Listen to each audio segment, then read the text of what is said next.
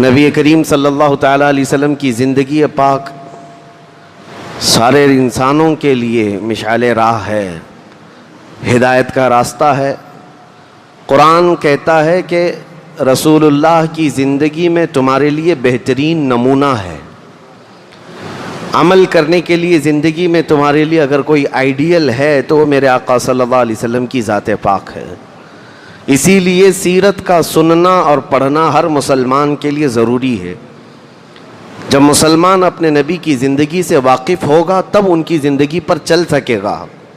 جب جانتا ہی نہیں ہے اور حضور پاک صلی اللہ علیہ وسلم کا نام صرف نعروں میں استعمال کرتا ہے اور صرف محبت کے لیے زبانی استعمال کرتا ہے تو پھر وہ عملی زندگی میں عمل نہیں کر سکتا۔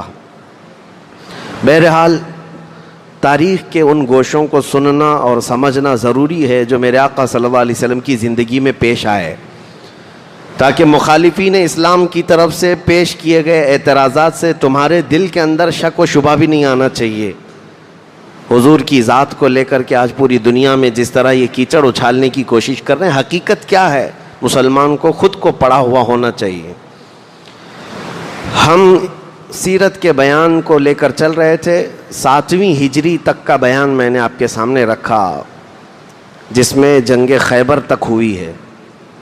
کئی جنگیں ہوئی ہیں مسلسل۔ 10 سال کے اندر حضور پاک صلی اللہ علیہ وسلم جو ہجرت کر کے مدینہ طیبہ تشریف لے گئے اور 10 سال تک وہاں پر اتنی جنگیں ہوئیں کہ جن میں 17 جنگوں میں تو خود رسول پاک صلی اللہ علیہ وسلم تشریف لے گئے ہیں۔ 10 سال کے اندر 17 جنگیں، یعنی 6 مہینے کا بھی وقت نہیں ملتا ہوگا۔ اور اس کے علاوہ اور بہت ساری جنگیں ہوئیں جس میں حضور تشریف نہیں لے گئے، ان کی تعداد بہت زیادہ ہے۔ 10 سال کے اندر کی بات کر رہا ہوں۔ تو اس کا مطلب یہ ہوا کہ یہ مدنی زندگی جو ہے مکمل یہ جنگوں سے گھری ہوئی تھی، اس کے باوجود بھی پوری دنیا میں اسلام کو پھیلانے میں یہ مدنی زندگی کا ہی سب سے بڑا رول ہے، سب سے بڑا کردار ہے۔ مدینہ طیبہ آنے کے بعد اسلام کی اسٹیبلشمنٹ، حکومت قائم ہوئی، مرکز بنا۔ آج ہم عرض کرتے ہیں 8ویں ہجری جب تھی، حضور پاک صلی اللہ علیہ وسلم کی ہجرت کا 8واں سال تھا۔ 10 سال ہیں پورے ہجرت کے، جس میں 8واں سال تھا۔ یہ بھی تقریباً جنگوں میں گھرا، لیکن ان میں 2 بڑی جنگیں مشہور ہیں، ایک جنگ موتا اور دوسرے فتح مکہ۔ یہ دونوں تاریخ کے بہت اہم باب ہیں۔ موتا ایک جگہ کا نام ہے، آج یہ جارڈن کے علاقے میں آتا ہے۔ جارڈن جس کو عربی میں اردن کہا جاتا ہے، انگلش میں جارڈن، اس کا ایک حصہ ہے موتا۔ وہاں یہ جنگ ہوئی تھی، اسی لیے اس کو جنگ موتا کہتے ہیں۔ وجہ کیا تھی؟ یہ مسلمانوں کے متعلق جو بات پھیلائی جاتی ہے نا، اس کو غور سے سنیں۔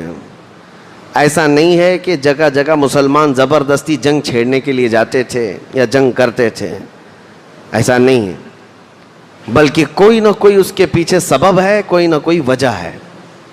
ہوا یہ تھا کہ نبی پاک صلی اللہ تعالیٰ علیہ وسلم اپنے ایک صحابی قاصد حضرت حارث بن عمیر کو خط لکھ کر کے روم کا جو بادشاہ تھا اس کے پاس بھیجا، کیونکہ آپ نے سنا تھا 6 ہجری میں حضور صلی اللہ علیہ وسلم نے دنیا بھر کے بہت سارے بادشاہوں کو دعوت اسلام پیش کی، صحابہ لے کر کے گئے خط، اور یہ سلسلہ چلتا رہا۔ 8ویں ہجری میں بھی حضور صلی اللہ علیہ وسلم نے اپنے ایک قاصد صحابی، جیسے آپ سمجھ لیں ایمبیسیڈر، ترجمان، ان کو خط دے کر کے روم کے بادشاہ کے پاس بھیجا، اور وہ لے کر کے جا رہے تھے۔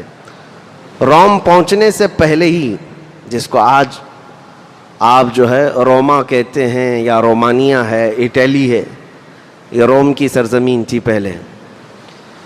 آج اس دور میں بھی وہاں پر کفار و مشرکین عیسائیوں کی حکومتیں قائم ہیں، اس دور میں بھی تھیں۔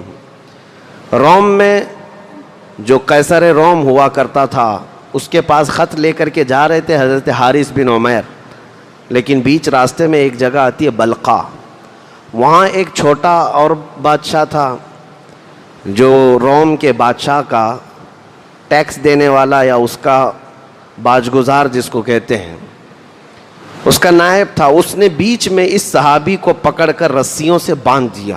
حضور پاک صلی اللہ علیہ وسلم کے قاصد صحابی ہیں.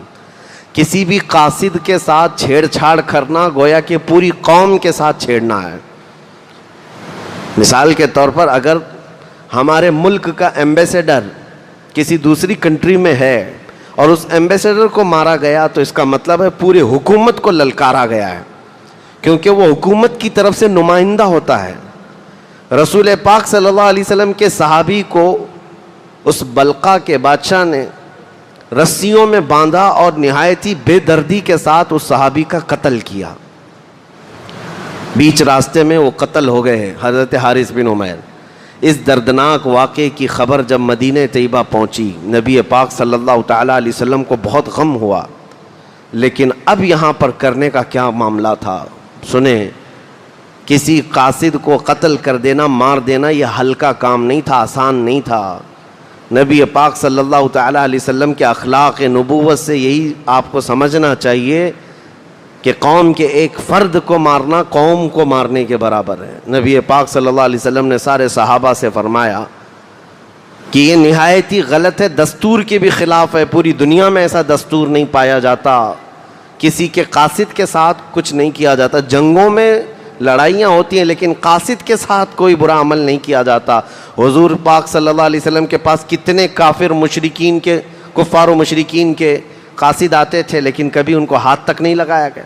اب جب صحابی رسول قتل ہو گئے تو حضور نے مدینہ طیبہ سے ایک لشکر تیار فرمایا کہ تمہیں روم تک پہنچنا ہے اور اس صحابی رسول کا انتقام ہوگا، خون بہا لیا جائے گا.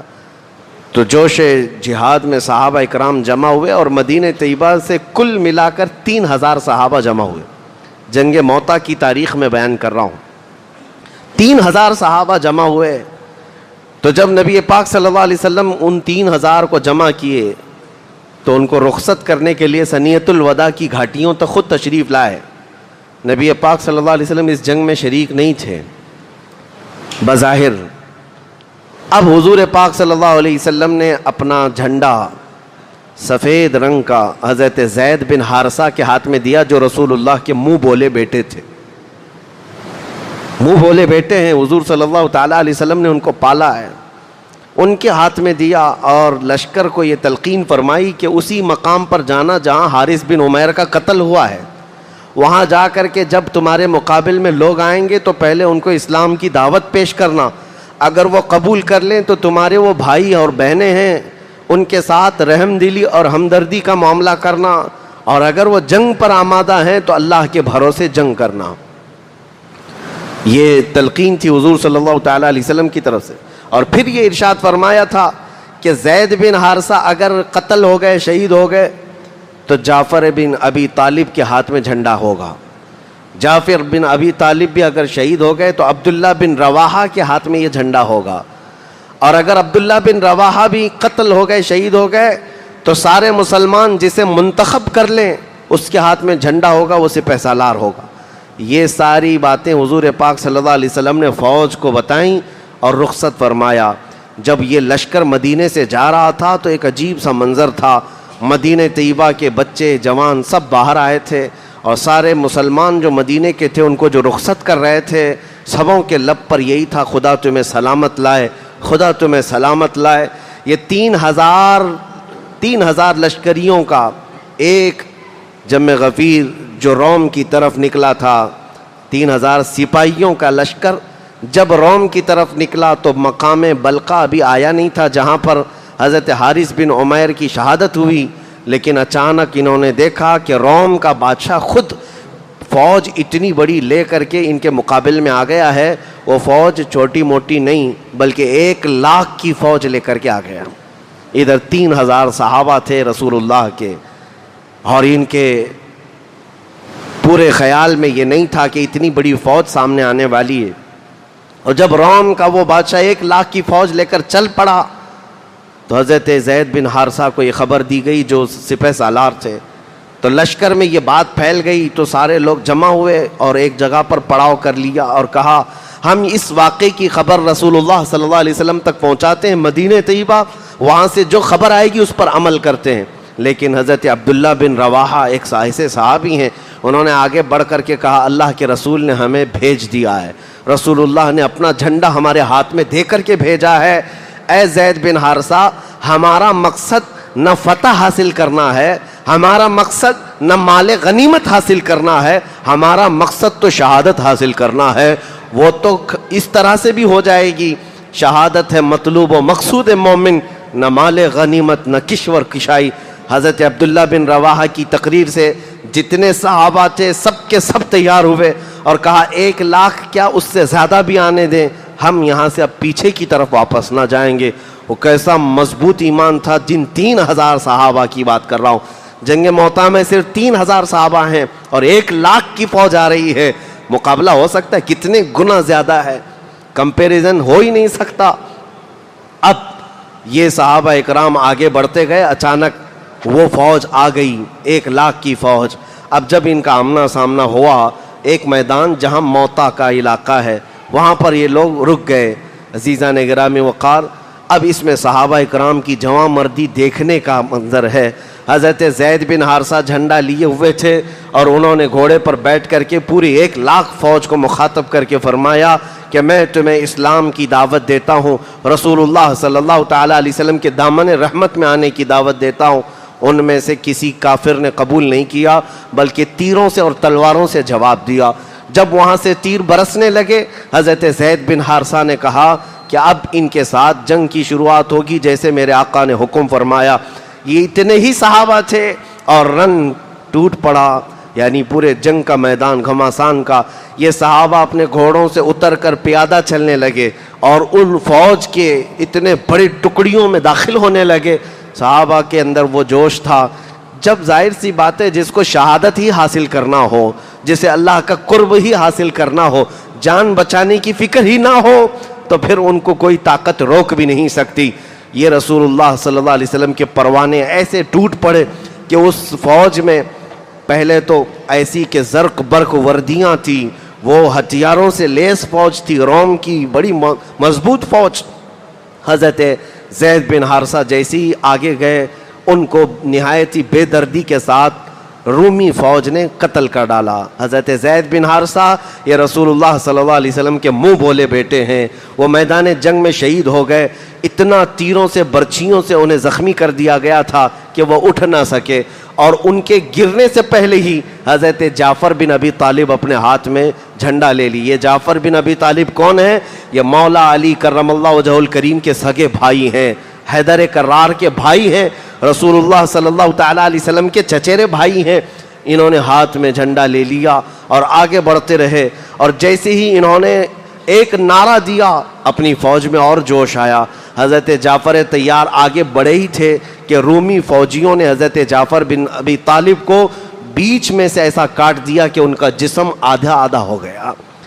حضرت جعفر بن ابی طالب 2 ٹکڑوں میں شہید ہو گئے، اور اس سے پہلے ان کے اوپر اتنے تیر مارے گئے تھے کہ صحابہ کہتے ہیں، بخاری شریف کی حدیث ہے، جب حضرت جعفر بن ابی طالب کی لاش زمین پر گری تھی تو ہم نے ان کے جسم کو اٹھایا اور گنا تھا تو ٹوٹل 90 زخم ان کے جسم میں موجود تھے، 90 تیر لگے ہوئے تھے۔ 90 تیر لگنے کے بعد ان کے دونوں ہاتھ کاٹ دیے گئے تھے۔ حضرت جعفر کے دونوں ہاتھ کاٹ دیے گئے تھے کیونکہ انہوں نے جھنڈا سنبھالا ہوا تھا، علم سنبھالا ہوا تھا۔ جھنڈا گر جانے کا مطلب ہے کہ مسلمانوں کا وقار، ان کی عزت گر گئی۔ لیکن حضرت جعفر بن ابی طالب نے جب ایک ہاتھ کاٹا گیا تو بائیں ہاتھ سے جھنڈا سنبھالا، دوسرا ہاتھ کاٹا گیا تو آپ نے منہ میں جھنڈے کو پکڑا تھا، اور فوراً ہی حضرت عبداللہ بن رواحہ نے جھنڈا تھام لیا جب حضرت جعفر بن ابی طالب کی لاش زمین پر آ گری۔ 2 صحابہ شہید ہوئے جو سپہ سالار تھے، تیسرے عبداللہ بن رواحہ تھے۔ یہ جنگ اتنی گھمسان کی ہے، اس کو بیان کرنا بہت آسان نہیں ہے۔ جنگ موتا ہے، ایک طرف 1,00,000 کی دندناتی ہوئی فوج اور دوسری طرف 3,000 صحابہ جو چل کر کے مدینے سے اتنی دور آئے ہیں۔ جارڈن کا علاقہ 1,000 کلومیٹر سے زیادہ کا فاصلہ ہے مدینہ طیبہ سے۔ جارڈن جنگ موتا جہاں ہوئی ہے، حضرت عبداللہ بن رواحہ جیسی میدان میں اترے، ان کے سگے بھائی ہیں میدان میں، وہ کہتے ہیں ہمیں معلوم تھا کہ اس فوج میں کھانے پینے کی بھی قلت ایسی تھی کہ آج میرے بھائی عبداللہ بن رواحہ جھنڈا تو اٹھائے ہیں لیکن پچھلے 2 دنوں سے ان کی حلق میں ایک لقمہ بھی نہیں گیا ہے. انہوں نے بھنے ہوئے گوشت کا ایک ٹکڑا اپنے پاس سنبھالا ہوا تھا. وہ حضرت عبداللہ بن رواحہ کے پاس آئے, کہا آپ جھنڈا اٹھائے ہیں, بڑی ذمہ داری ہے, تھوڑا کچھ کھا لیں. حضرت عبداللہ بن رواحہ ابھی کھانے کے لیے منہ میں لگائے تھے کہ تیر اتنے آپ کے اوپر آ گئے کہ آپ کا منہ پورا چھلنی چھلنی ہو گیا, چہرہ بھی. اٹھ پڑے اور فوج کو لے کر کے آگے نکل پڑے. زیادہ دیر تک آگے نہ جا سکے, حضرت عبداللہ بن رواحہ بھی میدان میں شہید کر دیے گئے. یہ 3 سپہ سالار صحابہ ہیں رسول اللہ کے, اس میدان موتا میں نہایت ہی بے دردی کے ساتھ قتل کیے گئے, شہید کیے گئے ہیں. اب مسلمانوں میں جو بچے ہوئے صحابہ تھے 3000 کی تعداد ہے, ایک عجیب سی کشمکش تھی کہ ہمارا سپہ سالار کون ہے, ہم کس کو جھنڈا دیں گے. یہ پہلا موقع تھا صحابہ کرام نے آپس میں منتخب کیا اور سبوں کی زبان سے ایک نعرہ تھا کہ اب جھنڈا اگر کسی کے ہاتھ میں دیں گے تو وہ خالد بن ولید کے ہاتھ میں ہوگا. یہ سیف اللہ المسلول, حضرت خالد بن ولید کے ہاتھ میں جھنڈا آیا. اور اس کے بعد حضرت خالد بن ولید جب میدان میں اترے ہیں, تاریخ میں آج بھی یہ رقم ہے, اس جنگ موتا میں 9 تلواریں آپ کے ہاتھ سے ٹوٹی تھیں. ایک تلوار ٹوٹتی دوسری اٹھاتے. ان کی تلوار کا وزن 35 کلو کا ہوا کرتا تھا, کوئی 40 کلو کا بھالا ہوا کرتا تھا. یہ تلواریں ٹوٹنے کا مطلب ہے کوئی بلہ اور بیٹ نہیں ہے. تلواریں حضرت خالد بن ولید کے ہاتھ سے 9 تلواریں ٹوٹیں. اور عین دوپہر کے وقت حضرت خالد بن ولید, ان کی جو جنگی مہارت تھی, ان کو جو جنگ کے نقشے معلوم تھے, اس اعتبار سے 3000 صحابہ کو ایسے بکھیر دیا کہ 1 لاکھ رومی فوجی میرے آقا صلی اللہ علیہ وسلم کے ان پروانوں کا مقابلہ نہ کر سکے. وہ میدان سے پیچھے ہٹنے لگ گئے. تاریخ میں عیسائیوں نے لکھا ہے, ہم نے پہلی مرتبہ ایسی تاریخ پڑھی ہے کہ 1 لاکھ کی فوج میدان سے پیچھے آنے میں ہی عافیت سمجھ رہی ہے, اس لیے کہ حضرت خالد بن ولید نے صرف 3000 صحابہ کو ایسے ٹکڑیوں میں بانٹ کر کے رکھا تھا مقابلے کے لیے کہ وہ 1 لاکھ کا جتھا بھی ان کا مقابلہ کرنے سے عاجز آ گیا تھا. شام سے پہلے یہ رومی فوجیوں کے بادشاہ کی طرف سے اعلان ہوا کہ میدان خالی کر دیا جائے, پیچھے ہٹ جائے, اس لیے کہ قتل زیادہ ہو سکتا ہے. حضرت خالد بن ولید کے ہاتھ میں یہ علم آنے کے بعد جانتے ہیں شام سے پہلے یہ جنگ موتا کو آپ نے فتح کر لیا اور 3000 صحابہ کو صحیح سلامت واپس میدان سے نکال لیا. اس پوری جنگ میں حیرت کی بات یہ ہے 1 لاکھ رومی فوجیوں نے مل کر کے جو رسول اللہ صلی اللہ علیہ وسلم کے چہتے صحابہ کو قتل بھی کیا ہے, تو ٹوٹل تعداد 12 صحابہ کی تھی. 12 صحابہ قتل ہوئے تھے, شہید ہوئے تھے, جن کے مزارات آج بھی جنگ موتا میں ہیں. 1 لاکھ فوج نے مل کر کے 3000 پر حملہ کیا ہے, لیکن شہید کتنے ہوئے؟ صرف 12 لوگ ہوئے. لیکن حضرت خالد بن ولید کے ہاتھوں سے ہی 1 نہیں 2 نہیں 70 سے زیادہ مارے گئے ہیں رومی, اور کئی لوگ قتل ہوئے ان مسلمانوں کے ہاتھ سے. یہ اللہ کی مدد نہیں ہے تو اور کیا ہے, یہ رب العالمین کی طرف سے نصرت نہیں ہے تو اور کیا ہے. یہ جنگ ختم ہونے کے قریب تھی. اب یہاں پر ایک عجیب بات میں آپ کو بتاؤں. جس دن جنگ ہو رہی ہے رسول پاک صلی اللہ تعالیٰ علیہ وسلم مدینہ طیبہ میں موجود ہیں. اس حدیث کو بخاری شریف میں بیان کیا گیا ہے. نبی کریم صلی اللہ تعالیٰ علیہ وسلم مدینہ طیبہ میں صحابہ کے سامنے بیٹھے تھے اور اچانک آپ کی آنکھوں سے آنسو آئے. حضور سے صحابہ نے پوچھا کہ یا رسول اللہ کیا مسئلہ ہے؟ حضور فرما رہے ہیں میں یہیں سے جنگ موتا کو ملاحظہ کر رہا ہوں, مدینے میں بیٹھ کر جنگ موتا کو ملاحظہ کر رہا ہوں. حضور پاک صلی اللہ تعالیٰ علیہ وسلم فرماتے ہیں میرا زید بن حارثہ شہید ہو گیا ہے, اسے رومیوں نے قتل کر ڈالا ہے. اب جھنڈا جعفر بن ابی طالب کے ہاتھ میں ہے. تھوڑی دیر کے بعد حضور صلی اللہ علیہ وسلم مدینہ طیبہ میں بیٹھ کر فرماتے ہیں اب جھنڈا جعفر بن ابی طالب کے ہاتھ سے بھی نکل گیا. کافروں نے ان کے جسم کے 2 ٹکڑے کر دیے ہیں. عبداللہ بن رواحہ نے جھنڈا سنبھال لیا ہے. تھوڑی دیر کے بعد رسول کریم صلی اللہ تعالیٰ علیہ وسلم بیان کرتے ہوئے ارشاد فرماتے ہیں عبداللہ بن رواحہ بھی شہید ہو گئے. اب مسلمانوں کو اختیار میں نے دیا تھا صحابہ کو کہ جسے چاہو اپنا امیر منتخب کر لینا, سپہ سالار بنا لینا. حضور صلی اللہ تعالیٰ علیہ وسلم فرماتے ہیں میرے صحابہ بالکل حق راستے پر ہیں, انہوں نے چنا ہے تو ایسے کو چنا ہے جو اللہ کی تلواروں میں سے ایک تلوار ہے، خالد بن ولید کو چنا ہے۔ یہ کون بیان کر رہا ہے؟ میرے مصطفیٰ کریم صلی اللہ علیہ وسلم مدینے میں بیٹھ کر کے بیان کر رہے ہیں۔ اور جنگ کہاں ہو رہی ہے؟ جنگ موتا جارڈن کے علاقے میں ہو رہی ہے۔ اب نبی پاک صلی اللہ تعالیٰ علیہ وسلم نے تھوڑی دیر کے بعد سارے صحابہ سے فرمایا، اٹھ کر کھڑے ہو کر کے مبارک ہو خالد بن ولید نے سارے صحابہ کو وہاں سے صحیح سلامت میدان سے باہر نکال لیا اور رومیوں کو ان کے میدان سے ان کے ملک واپس جانے پر مجبور کر دیا۔ یہ خالد بن ولید رضی اللہ تعالیٰ عنہ کی اسلام میں آنے کے بعد بڑی فتحوں میں سے پہلی فتح تھی، جس دن حضور صلی اللہ علیہ وسلم نے آپ کو سیف اللہ المسلول کہا تھا۔ جانتے ہیں میں یہ بات اس لیے عرض کر رہا ہوں کہ یہی دن تھا حضور صلی اللہ تعالیٰ علیہ وسلم اپنے گھر سے نکلے، جعفر بن ابی طالب کی جو اہلیہ محترمہ ہیں، زوجہ ہیں، حضرت اسماء بنت امیس، وہ حضور صلی اللہ تعالیٰ علیہ وسلم کے یعنی سگے چچیرے بھائی حضرت جعفر کی زوجہ ہیں، ان کے 2 بچے بھی ہیں۔ آپ کی زوجہ حضرت اسماء اپنے بیٹوں کو نہلا دھلا کر کپڑے پہنا کر انہیں تیار کر کے بٹھائی ہوئی تھیں۔ یہ دن تھا، حضور صلی اللہ تعالیٰ علیہ وسلم گھر میں داخل ہوئے، حضرت اسماء سے کہا تمہارے دونوں بچوں کو لاؤ۔ دونوں چھوٹے بچے قریب آئے، حضور صلی اللہ تعالیٰ علیہ وسلم نے ان کو سینے سے لگا لیا اور ایسا لپٹ گئے کہ حضور صلی اللہ تعالیٰ علیہ وسلم کے آنسو نکل پڑے اور ان شہزادوں ان بچوں کے اوپر گرنے لگے۔ حضرت اسماء نے پوچھا کہ یا رسول اللہ صلی اللہ علیہ وسلم، آج تو میں پورا تیار کر کے رکھی ہوں کہ میرے شوہر آنے والے ہوں گے یا کوئی اچھی خبر ہوگی۔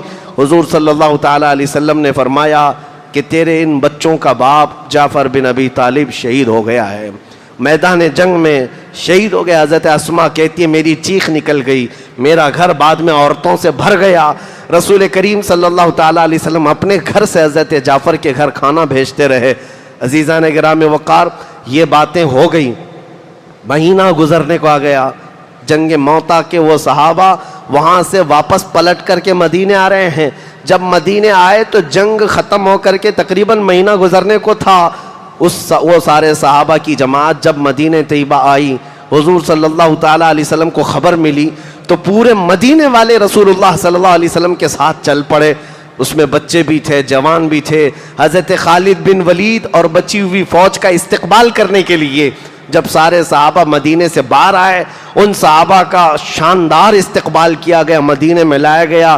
اب اس میں ایک صحابی حضرت یعلا، وہ کہتے ہیں کہ میں بڑھ کر کے حضور صلی اللہ علیہ وسلم کے قدموں میں گرا، حضور نے اٹھا لیا اور کہتے ہیں میرا دل بھر آیا تھا کہ میں جنگ کے حالات بتا دوں کہ میں نے کیا کیا دیکھا ہے جنگ موتا میں، کون کون شہید ہوئے، سب خبریں دے دوں۔ رسول کریم صلی اللہ علیہ وسلم نے بازوؤں سے پکڑ کر اٹھایا اور فرمایا یعلا تم بیان کرو گے جنگ موتا کو یا مجھ سے سنو گے؟ حضرت یعلا کہتے ہیں یا رسول اللہ صلی اللہ علیہ وسلم، یہ ادنا غلام آپ سے ہی جنگ موتا کی خبر سننا چاہتا ہے۔ حضور صلی اللہ تعالیٰ علیہ وسلم نے پھر شروع سے لے کر اخیر تک جنگ موتا کا جو حال تھا دوبارہ ان فوجیوں کے سامنے بیان کیا۔ وہ ایک لخت چیخ کر کہنے لگے قسم اس رب ذوالجلال کی جس نے حق کے ساتھ آپ کو رسول بنا کر بھیجا ہے۔ عزیزان گرامی وقار، یہ عقیدہ صرف بریلویوں کا نہیں ہے، یہ عقیدہ تو صحابہ کرام کا بھی تھا کہ اگر میدان جنگ میں ہم تلوار اٹھائے ہوں، رسول اللہ مدینے میں بیٹھ کر کے بھی اس کا مشاہدہ کر رہے ہیں۔ اسی لیے ہم یہ کہتے ہیں ہم یہاں سے پکاریں وہ وہاں سے سنیں، مصطفیٰ کی سماعت پہ لاکھوں سلام۔ حضور پاک صلی اللہ تعالیٰ علیہ وسلم کی نظروں سے چھپاؤ کوئی اور کوئی غیب کیا تم سے نہاں ہو بھلا، جب نہ خدا ہی چھپا تم پہ کروڑوں درود۔ نبی کریم صلی اللہ تعالیٰ علیہ وسلم جنگ موتا کی خبریں دیتے رہے۔ اس پوری جنگ کو میں نے جو بیان کیا، حضرت خالد بن ولید رضی اللہ تعالیٰ عنہ کی سپہ سالاری میں فتح کے ساتھ واپس لوٹایا گیا۔ 2 اہم باتیں، وقت کی بڑی قلت ہے ورنہ آج کے دن ہمیں فتح مکہ کو بھی بیان کرنا تھا، کیونکہ 8ویں ہجری وہ ہے جس میں فتح مکہ کا عظیم دن آیا ہے۔ رسول کریم صلی اللہ تعالیٰ علیہ وسلم پورے 8 سال کے بعد دوبارہ مکہ میں نہایتی شان کے ساتھ اجلال فرمایا تھا، مکہ میں داخل ہوئے تھے 10,000 صحابہ کے ساتھ، نہ جنگ تھی نہ جدال نہ قتل و قتال، اس کو بھی بیان ہونا تھا فتح مکہ کو۔ اللہ نے اگر موقع عطا کیا، زندگی عطا کی تو اگلے سیشن میں انشاءاللہ عرض کریں گے۔ لیکن اس جنگ موتا کی دو چیزیں اہم ہیں. پہلی چیز ہمیشہ یہ بات ذہن میں رکھو کہ جنگ موتا ہوئی کیوں؟ 3000 صحابہ 1,00,000 کی فوج سے لڑنے کے لیے گئے کیوں؟ سبب صرف اتنا تھا، رسول اللہ کے ایک قاصد کو ان ظالموں نے قتل کر دیا تھا.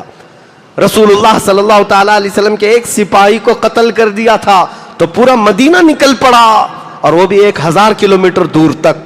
عزیزان گرامی وقار، یہ غیرت ایمانی تھی صحابہ کی کہ رسول اللہ کے کسی سپاہی کو بھی اگر کوئی چھیڑ چھاڑ کرے تو پورا مدینہ نکل پڑتا تھا.